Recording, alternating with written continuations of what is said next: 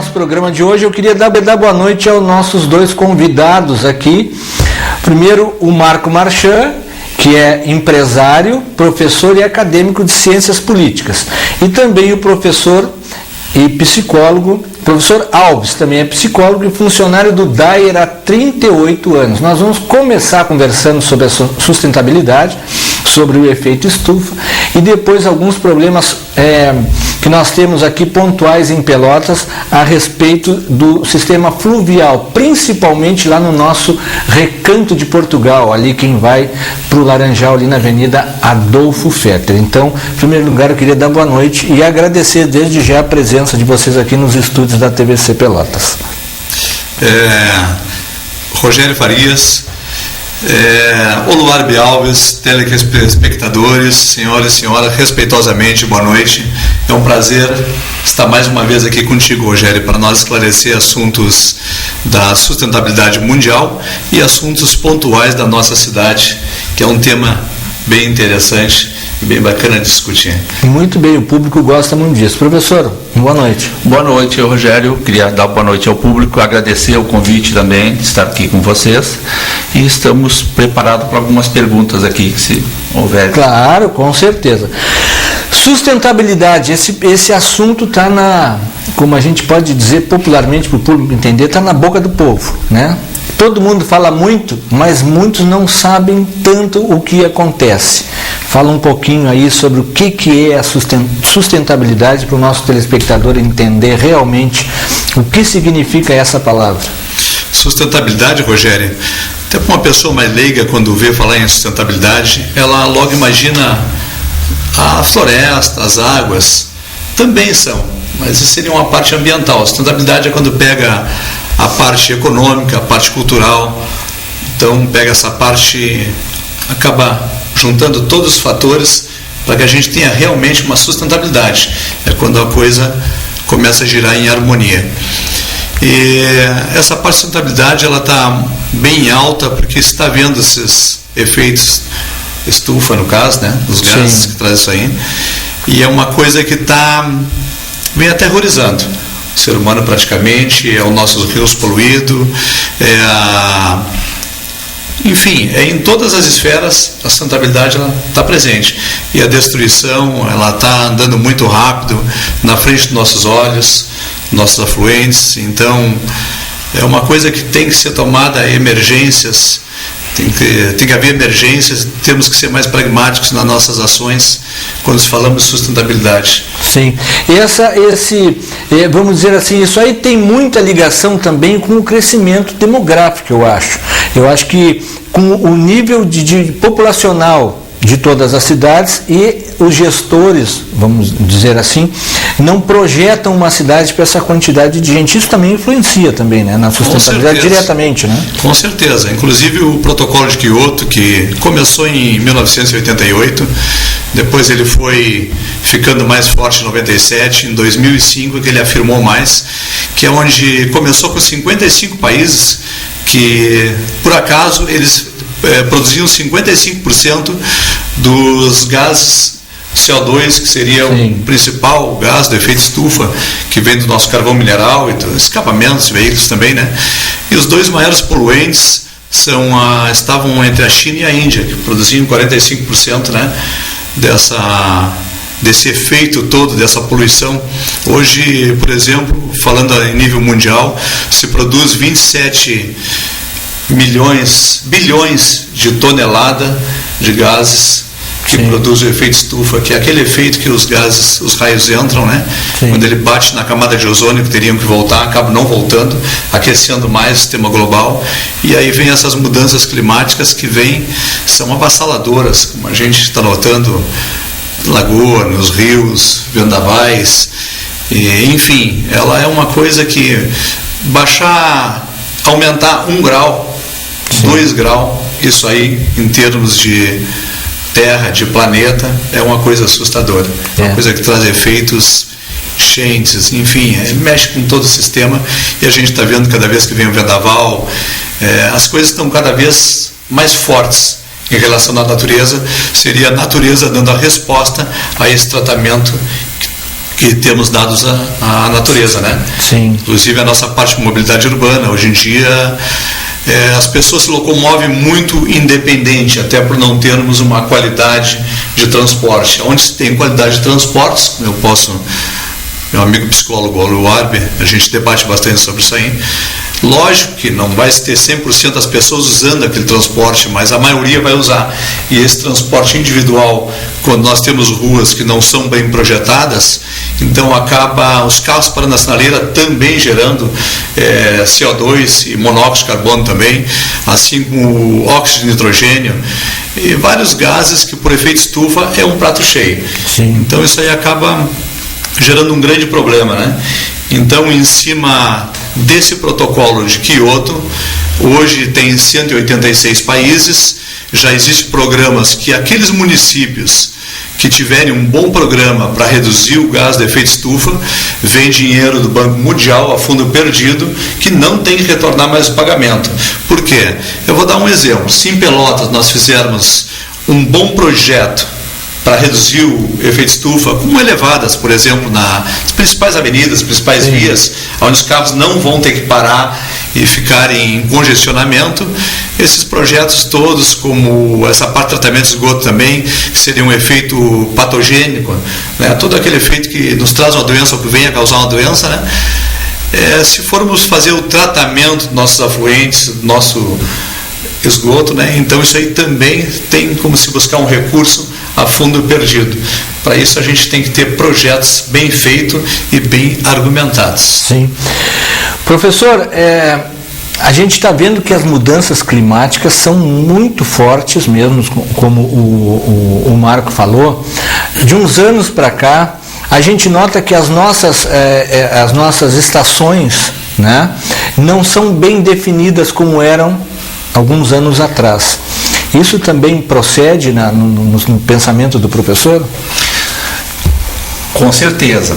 A gente inclusive viu falar que a Terra houve uma certa mudança no eixo dela, né? E essa mudança ocasionou, né, essa mudança no clima também, tá? Então, se houve essa mudança no eixo dela, então assim, alguns graus, né, no eixo equivale a muitos quilômetros. Sim. Então assim, hoje nós temos climas aqui no Rio Grande do Sul que podemos considerar que acontecia mais na Amazônia, né? E nós não estamos preparados para isso e ninguém comenta isso, ninguém fala isso, tá? Tu pode ver falar assim que todo mundo ouviu falar que a Terra deu um movimento no seu eixo. Houve tantos graus que ela saiu do eixo. Esses tantos graus, houve uma mudança no clima. E é assim, o Rio Grande do Sul está preparado para essa mudança. O que nós plantamos aqui vai se continuar plantando? O que está acontecendo? Não se tem tempo hoje para colher. Tu está vendo aí assim, o arroz, o soja, quando ele esteve pronto para colher, houve chuvas. Sim. Tá? Então assim, a gente se consegue plantar, mas não se consegue colher. Tá? Então esse efeito ele tá sendo observado até dessa maneira. Sim. Tá? Que na hora que tu vai colher aquilo que tu plantou, tu não tem tempo. Será que o que se está plantando, o que se está acostumado a plantar no Rio Grande do Sul, vamos continuar fazendo isso? O clima vai nos permitir que a gente plante esse mesmo tipo de produto? Ou vai ter que mudar a cultura? Ou vai ter que mudar? Sim, sim. Como está acontecendo em outros estados, que também está acontecendo a mesma coisa, né? São Paulo, outros lugares, assim, que na hora da colheita da laranja o clima está mudando e está se perdendo a safra. Sim. Tá? Não tem que se começar a pensar o que se está fazendo de errado. Sim. Né? Nós ouvimos, foi aí super comentado, que o prejuízo do Rio Grande do Sul esse ano, principalmente com o arroz e a soja, chega a 500 milhões, mais ou menos isso, né? Da safra. A perda, 500 milhões de perda, é muito dinheiro, né? É bastante dinheiro, Rogério. E nós temos que contar um outro fator também, que toda a plantação, todo nosso material que a gente produz, nosso alimento, 60% dele é perdido. Ou seja, se perde-se um pouco na lavoura e outro pouco é que estraga ou sobra nos pratos, enquanto falta em muito lugar. Sim. Então nós temos uma perda da nossa produção alimentar de 60%, principalmente das nossas plantações. Sim. A parte da água, a sustentabilidade envolve também, né, a água que nós consumimos.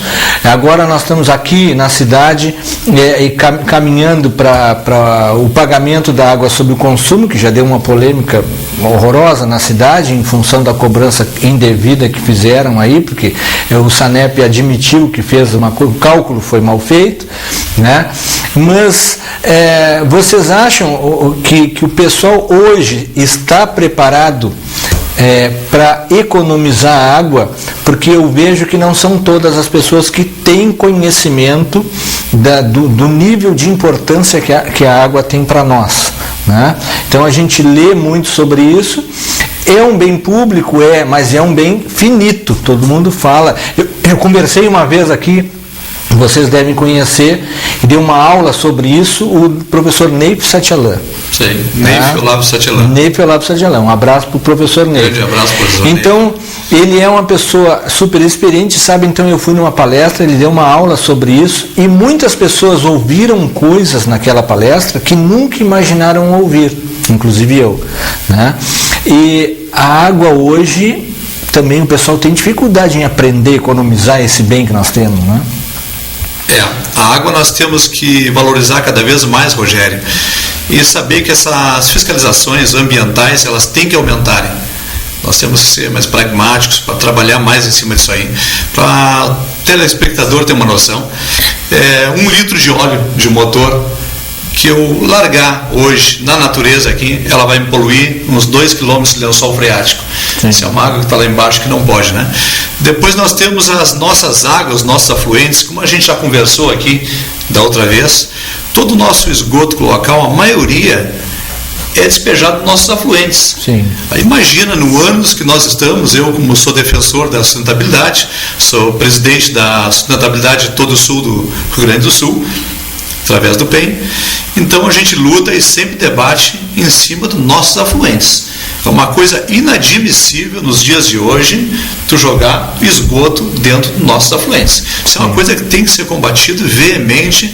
Isso aí não pode continuar. Vem verbo para isso aí, nós não podemos fazer vista grossa para esse tipo de coisa, porque a praia, como nós comentamos no outro programa que eu estive aqui, hoje a praia praticamente ela está sempre interditada. Sim. Quando não está interditada, ela pode tomar banho aqui, 200 metros para lá não pode tomar banho, como se é a mesma água. Sim. Então é despejado no Santa Bárbara, Santa Bárbara vai para São Gonçalo segue o afluente e outras. Então essa questão de tratamento cloacal do nosso esgoto, isso aí é uma coisa que tem que se trabalhar em cima disso aí. A população tem que ter consciência e cobrar mais do órgão público esse tipo de ações. Pegando esse gancho do Marcos, Rogério, há quanto tempo não se faz filtros, tanques em Pelotas? Sim. Há quanto tempo? Porque assim, se tu tiver uma casa e tu tiver um filtro e aquele filtro ele dá para 10 pessoas tomarem água, se tu tiver uma casa, ela for crescendo, tu vai precisar de mais filtros. Sim. Então assim, Pelotas tem tanques que eu até hoje assim, eu conheço da barragem lá e ele não aumentou, a população aumentou e não tem. Nós estamos cercados por água em Pelotas e não se vê falar em novos locais, novos tanques para filtrar essa água. Como o Marcos falou, o nosso canal Santa Bárbara ali não deveria ter tanques para passar esse esgoto que ele vai caindo na pedra marroada, na brita, na areia. Quando chegar no São Gonçalo ele já ter sido filtrado. Nós não deveríamos ter feito isso há muito tempo ali naquele local ali, porque o nosso canal Santa Bárbara é onde canaliza boa parte da cidade. Praticamente a cidade inteira. Se tu colocares ali, tanques de pedra amarrada, brita, que é o que faz, tipo uma cachoeira, que a água vai indo aí, quando chega, ela vai estar praticamente 20%, 30% só poluída. Sim. Tá? E os outros tanques para filtrar essa água para a população que tem aí, aonde está? Quem está fazendo? Qual é os projetos novos que se tem para isso, para despoluir essa água? Tá? Porque a população ela vai gastar. E não, só que assim, Pelotas é cercado por água. E tu vai me dizer que está faltando água? Não, eu acho que falta projetos, tá? Bons projetos, justamente para isso. Porque o custo do material que é usado na água, o cloro e tudo mais, ele não mudou tanto. Ele não subiu tanto ao ponto do que está subindo o custo da água em Pelotas. Sim. Tá? Agora, assim, por que está se cobrando caro? Porque se tem um tanque pequeno para um monte de gente, né? Esse filtro é pequeno, ele teria que ser bem maior, né? Para comportar e beneficiar muito mais gente. Né? E isso aí há muito tempo Pelotas está assim. É que nem hospital. Se tu olhares em Pelotas, qual é os hospitais novos que tem nos últimos 40 anos, não existe, Rogério. Não. Se tu pegar assim, que na época dos nossos avós foram feitos a Santa Casa, de lá para cá nós não fizemos um prédio do tamanho da Santa Casa como um hospital. Exatamente. Então assim, eles eram melhores gestores do que nós estamos sendo. Isso. Porque nós temos muito mais dinheiro entra em Pelotas do que entrava antigamente. Porque antigamente uma Santa Casa, uma beneficência, era de ajuda. As famílias doavam. Hoje nós temos por trás disso um Estado todo nos mandando dinheiro muito mal empregado. Sim. Tá? Porque está faltando o quê? Gestores. Tá? Isso que está faltando em Pelotas. Bons gestores, essa é a palavra. Claro. Tá? Isso a gente vem acompanhando já. Para ter uma ideia, para vocês terem uma ideia, só citando a Beneficência. A Beneficência tinha, há 30 anos atrás, 475 leitos para os pacientes. Hoje tem 200 e alguma coisa. Entendeu? Ele veio fechando o hospital com Santa Teresa. Exatamente. Não, eu só estou dizendo do caso da Beneficência Portuguesa. Então, quer dizer, é um absurdo. Agora, a população, indo para o lado da saúde, a população precisa, não tem leito. Ótimo, não tem leito. Tá. Se o senhor entrar ali no particular, o senhor arruma o leito em 10 minutos. Com certeza. Entendeu? Tem que mudar ou não tem? Tem que mudar. Tem que mudar. Aí diz, não, o sistema SUS é o melhor do mundo. Eu concordo, desde que fosse bem administrado, é o que o senhor está falando. Eu fui numa conferência da saúde em Brasília. É o que eu digo assim, falar bonito, todo mundo vai lá e fala. O secretário, o ministro da saúde falou bonito, uma coisa assim, que todo mundo quer ouvir. Mas tu sabe que não funciona daquele jeito, porque não há gestão depois, não funciona desse jeito. E isso é em tudo, como a água, como o sistema pluviométrico, fluviométrico, tudo. Será que não falta? Eu ouvi uma pessoa falar uma vez, será que não, no atual sistema, a gente espera que mude? Eu sou a favor do que mude, porque nós não, para mim particularmente, para ilustrar, eu acho que nós temos que ter o que o Marchand prega, no caso. Nós temos que ter administradores. Quando nós tivermos administradores em cada função específica, administradores da saúde, administradores do tráfico, de tudo, né? Eu acho que a coisa vai andar melhor. Mas eu acho que, além disso, eu já vou mais longe ainda. Eu acho que nós teríamos que ter uma agenda. Por quê? Se tu está hoje comandando a cidade, um exemplo, e tu tem uma agenda, bom, a prioridade 1 é fazer uma estação de tratamento de água, de esgoto, não importa. Passou o teu tempo, tu não conseguiu, mas quem te suceder tem que seguir aquela obra e não pode parar, aquilo ali tem que ser concluído. Vocês não acham que poderia melhorar também muita coisa? Isso é uma visão muito feliz que tu está tendo, porque isso aí se chama gestoria. É quando tu enxerga adiante, tu consegue prever as coisas que vão acontecer. Sim. Não essas coisas pontuais, esses erros que acontecem aqui em Pelotas, parece que a gente cai sempre no mesmo buraco. É como se eu tivesse um buraco na minha calçada e alguém me dissesse assim, passou uma senhora e caiu, botou o pé ali, mas eu não tapei. Passa outra pessoa e quebra. Essas questões mesmo que nós temos de problemas fluviais aqui em Pelotas, de alagamento, são sempre nos mesmos lugares. Anos e anos e sempre nos mesmos lugares. Então quer dizer que falta um planejamento e, lógico, sem dúvida nenhuma, que todo projeto com uma agenda teria que ser cumprida.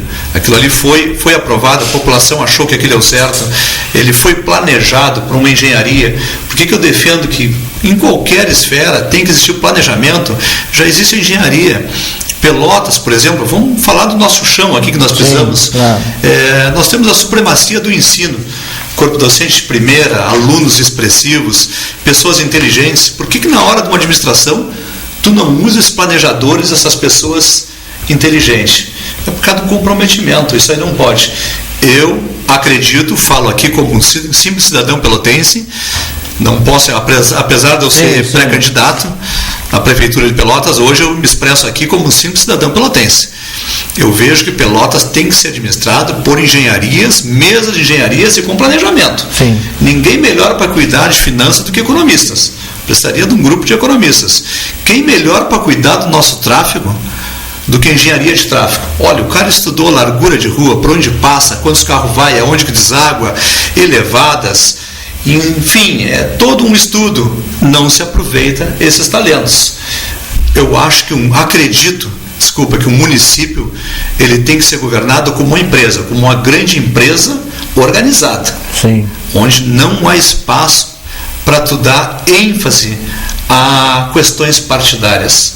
Sim. Isso não aí. pode ter interesse, não pode ocorrer o jogo de interesses, né? O que o senhor acha, professor? Pode haver um jogo de interesse. E como tu colocaste muito bem, com planejamento e projetos para o futuro. Sim. Né? Que esse futuro, quem assumir vai continuar. Sim. Tá? Pelotas precisa isso aí, é gestão. Como tu colocaste antes também, na área da saúde, administrador, saúde, aí vai botar o Alves lá que é psicólogo. Não é minha função. Eu posso até me esforçar, mas não cabe a mim fazer a parte de gestão, da administração. O administrador, ele estudou para isso. É a mesma coisa de eu pegar o Marchand, né, um mecânico, e colocar ele dentro do hospital. Claro. Vai chegar lá, não. O que o mecânico vai fazer no hospital? Ele não é médico. Claro. Ele é mecânico. Então, assim, cada um na sua função. Tá? E é uma prefeitura totalmente técnica, tá? Para conseguir sair do aperto que nós estamos e da má gestão que nós estamos, é não colocar amigos para executar tarefas dentro da prefeitura, que muitas vezes acontece.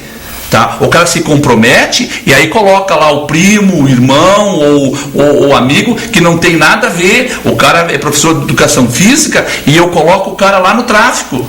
Tá? O cara é engenheiro e eu coloco o cara para cuidar saúde. Sim. Então assim, porque assim, eu preciso colocar ele lá porque eu me comprometi com ele. Claro. Tá? Então assim, isso é uma falha nossa, de muitos gestores e de muitos órgãos, né, por aí continuam fazendo. Sim. Então assim, esse projeto do Marchand é um projeto totalmente inovador. Claro. Tá? Só que assim, ele já deveria estar acontecendo no Brasil todo. Sim. Porque se acontece nas empresas e as grandes empresas conseguem sair do buraco dessa maneira, tá? Como é que a gente não vai usar dentro da prefeitura ou na prefeitura, onde a gente lida com dinheiro que não é da gente, tá? É do povo, tá? Tu vai brincar lá e colocar amigos teus para gerenciar. Sim, sim. O que acontece que a gente nota é o seguinte, baseado a gente tem que deixar claro aqui, a gente não está falando de nenhuma gestão específica, está falando no sistema político atual, independente de governo, que a gente vem acompanhando há vários anos. Então a gente não está falando nesse governo de hoje ou no que passou, não. É na gestão. Uma vez me perguntaram, Rogério, como eu sempre olho, eu vejo que é sempre as mesmas pessoas que trabalham dentro das secretarias, na gestão. Eu digo, isso aí é muito fácil de saber como acontece. Mas como? É simples. Por exemplo, eu até estou falando aqui, eu não estou tirando a palavra de vocês, é porque eu gosto de conversar com os entrevistados. Bom, por exemplo, eu prometi um cargo para o Marchand. Aí eu sou prefeito da cidade, eu passei e dei o cargo para ele. Só que durante todo o meu mandato de 4 anos, ele vai colaborar comigo por mês com um valor X. Esse valor X vai para a minha caixa de campanha, no sistema atual, certo? Na próxima eleição, se eu me eleger, ele me ajudou na campanha durante 4 anos. Então, eu estou de pendurado com ele, eu tenho que colocar ele lá dentro. É assim que funciona. Da onde que sai tanto dinheiro? É assim. Quantos CCs nós temos? Em todas as gestões. Cada um que bote, se tem 450 CCs, que cada um bote 200, 300 reais por mês, quanto vai somar lá para a campanha? Então, eu acho que esse sistema tem que mudar também. Não pode ser assim, tem que ser administrativo. E outro mais, como o senhor falou, vai botar um engenheiro para fazer o papel do médico. Aí quando dá um problema dentro do hospital, ele tem que procurar um médico assessor dele para responder por ele. E ele só vai assinar. Será que não é isso que acontece? Com certeza. Porque ele não vai saber. Ele não vai ser, eu não vou saber debater com o senhor que é psicólogo, que é professor, eu não vou saber debater com ele, que é gestor, que é acadêmico aqui de ciências políticas, eu não vou saber, eu tenho que saber da minha área. Mas aí eu tenho um segundo escalão que eu coloquei, não, tu vai lá e resolve com ele. Aí depois eu assino. É isso que está acontecendo. É bem assim que acontece, Rogério. E essa é uma das falhas imensas na administração pública. Eu também me perguntaram numa entrevista essa semana que a quem eu faria uma maior oposição. Eu não faço oposição a ninguém. Sim. Nem o atual governo, nem a sigla alguma. Eu nem tenho tempo para fazer oposição e não quero fazer oposição a partido nenhum. Eu quero usar o meu tempo para desenvolver os projetos, como eu recebo de várias pessoas expressivas, né? Então o tempo da gente não é para briga partidária, porque o que a gente vê aí é que as pessoas se elegem e passam os 4 anos brigando politicamente, político com político, ou brigando pelo fundo partidário, ou pelo diretório, em si, já pensando na próxima eleição, e se esquece da verdadeira intenção dele, do verdadeiro motivo dele, que seria gerenciar pessoas e gerenciar cidades, trazer a prosperidade para o local e buscar dinheiro lá fora, porque no momento que tu começa a não buscar dinheiro da União, do governo federal, tu começa a apertar o teu contribuinte, porque tu tem que suprir, fazer os teus pagamentos. Então, quando ficar numa zona de conforto, de não buscar dinheiro, não entrar com bons projetos lá fora, tu acaba tendo que tirar do contribuinte. Aí acontece que o contribuinte já está num patamar alto de impostos, né? Então, está ficando muito difícil administrar dessa maneira. Por isso que eu defendo o governo totalmente técnico e planejado. Defendo economistas. O economista já estudou para prever um mercado, para ajustar as finanças. Ele consegue ajustar, prever lei orçamentária, ele consegue acertar aquilo tudo. Sim. Por isso ele é um economista. A gente pode se lembrar que na época do governo Collor, quando ele também foi destituído do poder, ele assumiu o vice dele, que foi o Itamar Franco. Isso. E o Itamar contratou, ele sentiu que estava com a batata meia quente na mão, né? Sim. E ele contratou os melhores economistas que tinham. Foi onde entrou o Fernando Henrique, que foi um grande economista, não estou aqui para defender partido. E, por sua vez, o Fernando Henrique optou por um governo técnico. Foi onde o Brasil teve uma ascensão com o Plano Real, onde ele quis trabalhar com o governo técnico. Não se tentou muito tempo por causa desse problema que tu tem que dar cadeiras, como o Rogério estava comentando aqui. Sim. Eu acho que um administrador comprometido com algo justo, com algo digno, não dá um cargo sequer a ninguém. Não tem nenhum. Sim. Quem quiser concorrer a algum cargo para trabalhar dentro de um órgão público do executivo, ele vai prestar uma triagem junto com qualquer cidadão pelotense dentro daquela atribuição, se ele tiver aquela atribuição. Claro.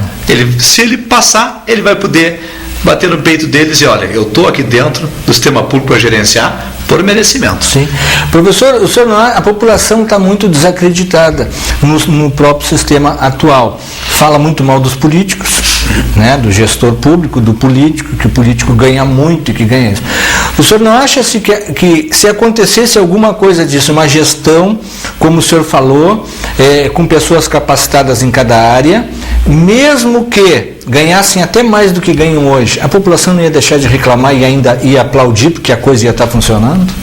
Com certeza, até porque essa ideia, esse projeto que o Marchand trouxe, que não que é uma cópia, sim, ele colocou, né, perdi a... Não, das pessoas não reclamarem tanto da parte política que ganha muito e não faz nada.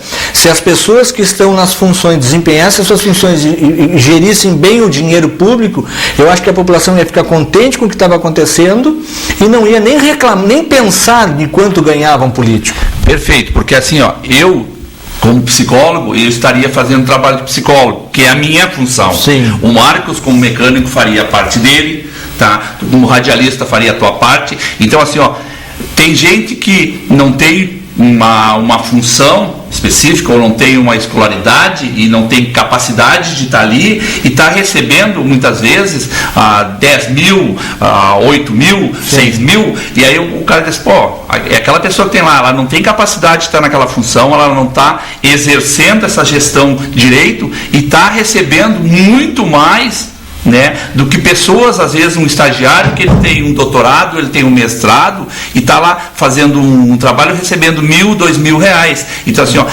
as pessoas hoje reclamam disso, de ver um político que o cara não tem uma escolaridade, o cara não sentou num banco escolar, né, ele não é advogado, ele não é engenheiro, e ele ganha 3, 4, 5 vezes mais do que o teto dessas pessoas. Sim. Hoje em dia um concurso para um médico numa prefeitura está em torno de R$2.500. Sim. Certo?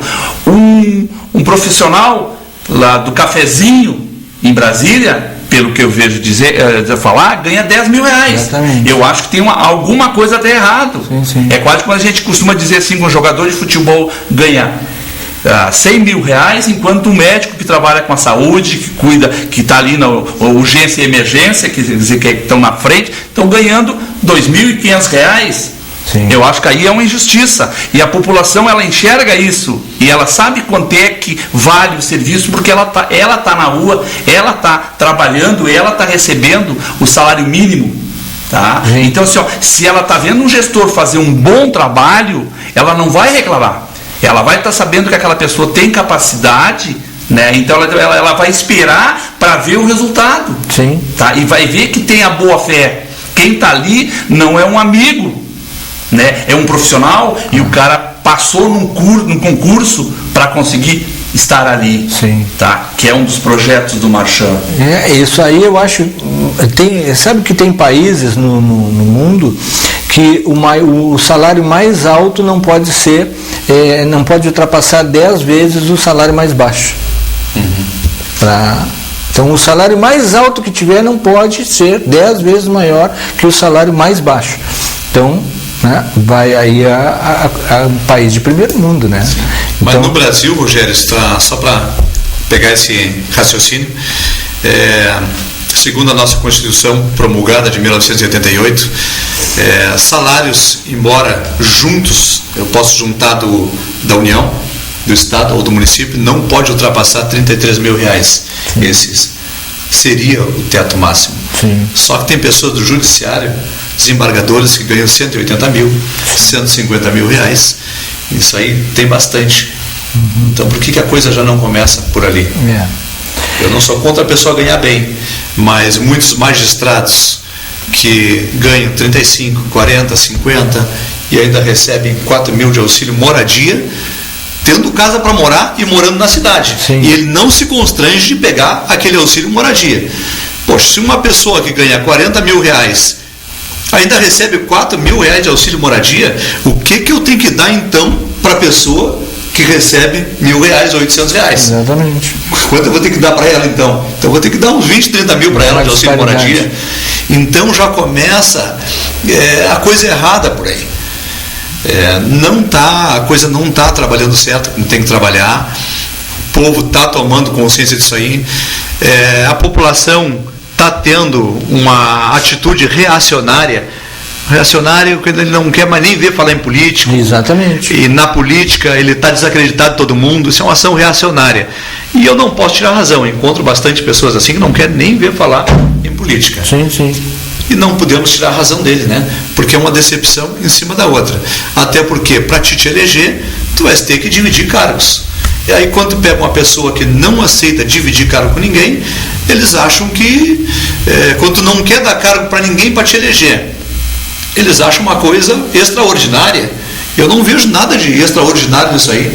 Quando eu vejo que tu tem que fazer um trabalho sério, é como eu encontrar uma carteira na rua que alguém perdeu, se tinha dinheiro, eu vou abrir, se tem 40, 50, 60 reais, eu vou fechar e vou entregar para o dono. Não tem nada de extraordinário. Sim. Isso é uma... Seria o correto. Uma atitude correta, normal. Então, hoje, quando a gente se expressa que não há emprego para ninguém, não há um emprego sequer, ninguém entra pela porta dos fundos. Se tem essa ideia no futuro que vai... As Sim. pessoas se ficam meio pasmas. Mas eu não acho nada demais. Sim, porque eu, como sou gestor, se pegar uma empresa, uma multinacional, se eu entrar hoje no Walmart, num Big, sei lá onde, e perguntar quem é o dono para um funcionário, ele não sabe quem é o dono. É verdade. A organização é tão grande de uma multinacional que ele consegue botar outras empresas sem nunca ter ido naquela empresa. Por quê? Porque ele tem o chefe do caixa, ele tem o chefe da limpeza, chefe do almoxerifado, chefe do recebimento. Então ele criou uma cadeia onde não abre espaço para corrupção ali dentro. Por que eu sonho que todo o sistema público tem que ter uma mesa de 10 ou 12 corregedores fiscais para tudo que tiver errado, tem que levar para ser apurado no Ministério Público. Tu governar hoje do jeito que está a corrupção, sem ter uma mesa de corregedoria, é como tu dar um tiro no pé. Sim. Tu não tem como. Porque se eu já tenho que cuidar das finanças de um lar, de uma casa, para não ultrapassar aquele gasto, se eu tenho que cuidar das finanças da minha empresa muito bem cuidada, imagina um município que entra milhões de reais. É verdade. Professor, Rogério, outra coisa, a gente há muito tempo não tem nada de novo, é tudo uma mesmice. Né? Sai governo, entra governo, a população costuma dizer assim, mas não fizeram nada novo.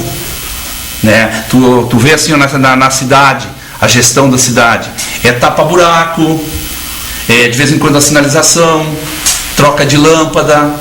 Aí a gente pergunta assim, vem cá, não tem nenhuma empresa que quer vir para Pelotas? Ninguém quer vir para cá, com tudo, com um porto que a gente tem aqui, com a população que a gente tem aqui, com faculdades que a gente tem aqui. A gente não consegue trazer ninguém, não existe um projeto para conseguir sair daqui e buscar essas pessoas para vir investir em Pelotas. Eu não vejo falar nisso, tá? Nesses projetos novos. Isso não é divulgado ou realmente não é feito? Eu acho que não tem. A gente não ouve falar sobre isso. Empresas virem para cá, é muito raro, muito raro. Pelo contrário, estão fechando, tem empresas fechando. Então fica muito complicado. A gente está vivendo numa crise. Eu não sei, dizem que a crise é mundial, mas no Brasil então está pior. O Estado está pior. Hoje eu estava vendo o senador Lazier Martins falando num programa, diz que tem embaixadas do Brasil em outros lugares que não tem dinheiro para pagar a conta de luz. Ele falou hoje ao vivo na televisão. Quer dizer, a crise, eu não sei, mas e para outras coisas tem dinheiro. Então a gente não sabe mais, nós, né, o povo não sabe mais em quem pensa, o que pensar, em quem acreditar. Se vê o Laranjal mesmo, tu vai falar agora sobre a parte ali do sistema fluvial do Recanto de Portugal. Tem um assunto super debatido, que está sendo debatido na cidade inteira, que é a má utilização do Arroio Pelotas. É incrível que aquela zona ali fluvial foi tendo foram indo, né? E vão tomando conta. Então aquilo ali é uma reserva, ela tem que respeitar distâncias das margens, né? Sim. Então eu até vi um trabalho aí na internet que como é que ele era alguns anos atrás e como é que vem ficando. Além da poluição, nós temos um avanço contra a parte fluvial de obras, né? Claro, é um lugar exuberante, um lugar muito bonito, então ele tem essa tendência a ser cobiçado por empreiteiras e muitas coisas e muitas construções, né? Só que eles foram avançando. Então isso aí é uma coisa que agora com essas novas tecnologias como o droner e outros equipamentos, tu tem que ter uns 10 agências ambientais. Por isso que eu defendo que tem que ter essa engenharia ambiental. Sim. E os teus agentes tudo para tu poder tomar uma atitude enérgica. Atitude duras tem que ser tomada. Agora os resultados hão de vir. Porque se continuar assim do jeito que está, vai ficar cada vez pior. Quando vê, nós temos tomado por tudo quanto é lugar sem lei, como uma terra sem lei. Sim, isso aí não pode acontecer de maneira nenhuma. A gente ouve muito esse assunto, o Arroio Pelotas está assim, está na pauta. E aí é uma área nobre. Porque quem faz aquelas obras ali é gente que tem condições de bancar uma obra daquela. O que o senhor acha, professor?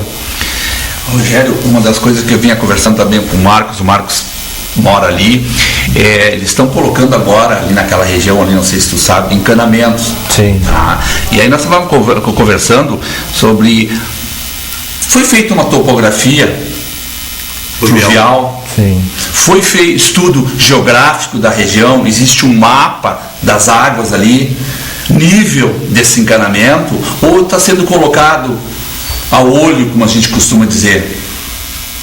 Isso eu posso responder agora mesmo, porque eu sou morador do bairro Recanto de Portugal e nós tivemos que levar essa questão até o Ministério Público, e eu já gostaria de deixar claro aqui aos ouvintes, telespectadores, que o nosso foco quando nós fomos ao Ministério Público, Rogério, sim, não foi o IPTU, o alto valor do IPTU. Sim.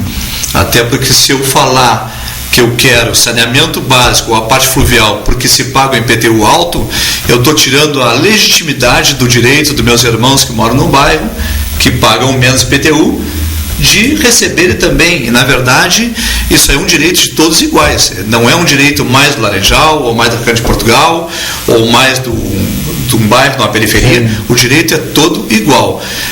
O foco da nossa reclamação junto ao Ministério Público foi o direito de ir e vir. Para os ouvintes, telespectadores terem uma noção, a minha mãe mora comigo, ela tem 77 anos, agora há 2 meses sofreu uma incisão muito grande, muito agressiva, operação do fígado, a gente tirou 2 nódulos, e para levá-la para casa, para chegar em casa, como é que eu faria? A mãe teve que botar 2 travesseiros, apertar contra a barriga, e eu levei 1 hora da Adolfo Fetter até minha casa, entrando dentro do buraco, e ela, ai, calma aí que nós vamos chegar lá, mãe. Sim. E saindo bem devagarinho, quase parando. Então o nosso foco, apesar de ser muito caro e ter essa suba do IPTU, mas nosso foco não é o IPTU, por causa da legitimidade dos nossos irmãos que também pagam menos IPTU tem. Nosso foco foi direito de ir e vir. E posso responder agora a pergunta do doutor aqui sobre a colocação dos canos. Com certeza, eu não tenho dúvida nenhuma que teria que ter uma topografia fluvial, e eu acreditei que teria um engenheiro, porque me parece que a prefeitura conta com 50 engenheiros, se não me engano, não posso precisar o número. Acreditei que teria um engenheiro para acompanhar a obra, que teria um topógrafo fluvial, para os canos não fazerem barriga e não encherem de areia. Mas o que eu vi é os canos serem enterrados, me parece, a olho. Não vi nada de balizamento. Inclusive todos os vizinhos comentam a mesma coisa dentro do perfil Moradores do Recanto de Portugal. Então a gente está vendo que está sendo feita uma coisa, não está sendo feito legal. Sim. O trabalho que está lá. Parece que é um trabalho que eu tenho que fazer para me ver livre deles. Não é um trabalho projetado. Ministério Público. E fora disso, os canos, a espessura de encanamento, Rogério Alves, é um cano pequeno, é um cano que está pensando no momento, não está pensando no futuro. E hoje, quando nós fizemos as nossas obras, nós temos que pensar no futuro. Se eu faço uma rua, eu faço larga. Se eu faço uma ponte, eu faço mais forte. Se eu vou botar um encanamento dentro de uma parede de uma casa, eu não vou botar fininho e passar 2 fios. Daqui a amanhã eu tenho uma TV a cabo, tem outra coisa a passar ali dentro. E assim o nosso encanamento da parte fluvial. E como ali não terá pavimentação, aí eu pergunto para o Alves, que o Alves tem quantos anos tem de DAIA, Alves? Não? 38 anos, Marcos. Sim.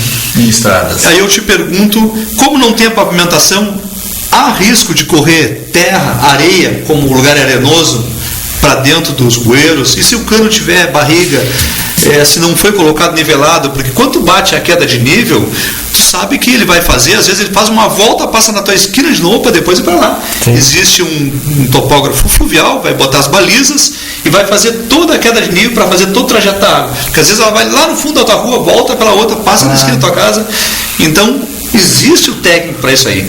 Alves, aquilo tem tendência a entupir, a haver o entupimento dos canos. O que tu pode me dizer sobre um projeto, tu colocando os canos sem ter um topógrafo fluvial, como me falou, e sem ter uma engenharia acompanhando? Com certeza, Marcos. Tá? Se tu não tiver caixa coletora, uma caixa ali, água onde a areia vai pegar, tá? Vai acumular. Se não haver uma tubulação com calibre, né, para ver essa água canalizar, tá? Tu tem que pensar essa drenagem, né?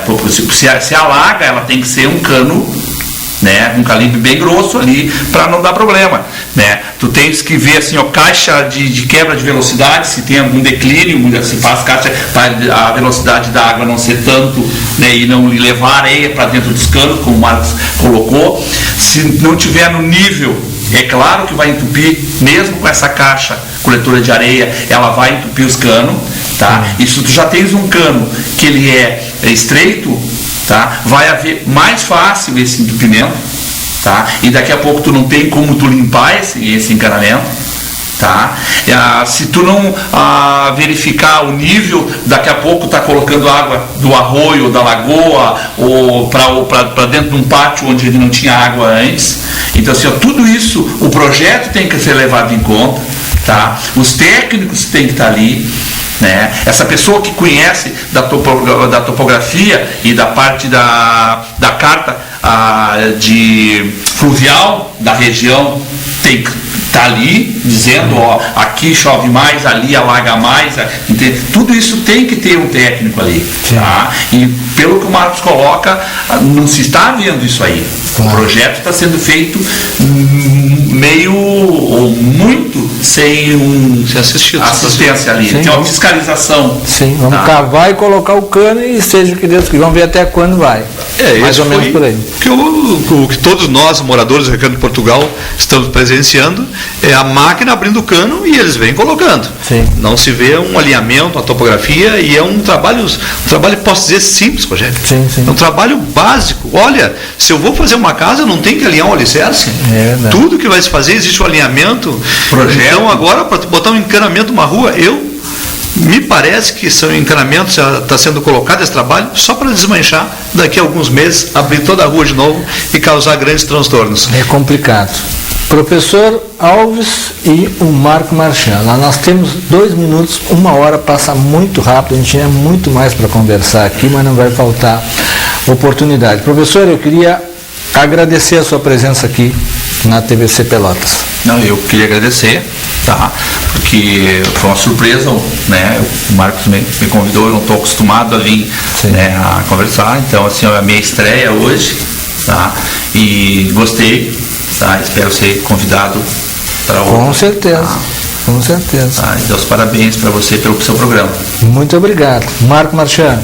Só agradecer a população, agradecer ao Rogério Farias, que me abriu as portas mais uma vez, agradecer a presença do Luário B. Alves e dizer que todos nós devemos pensar bastante na questão da sustentabilidade, porque isso é uma coisa muito importante para nossas vidas, para nós deixar um mundo melhor para os nossos filhos e para todas as crianças que vão nascer por aí. Uma boa noite a todas as pessoas. Muito bem, professor, vou anotar o seu telefone, a gente vai vir aqui outra hora conversar mais sobre essa sua experiência de Dyer aí de 38 anos, porque é um assunto muito interessante, interessa a mim e com certeza aos nossos telespectadores. Estamos encerrando então mais um programa nessa sexta-feira, dia 6 de maio de 2016. Nos encontraremos aqui na próxima semana com mais um entrevistado.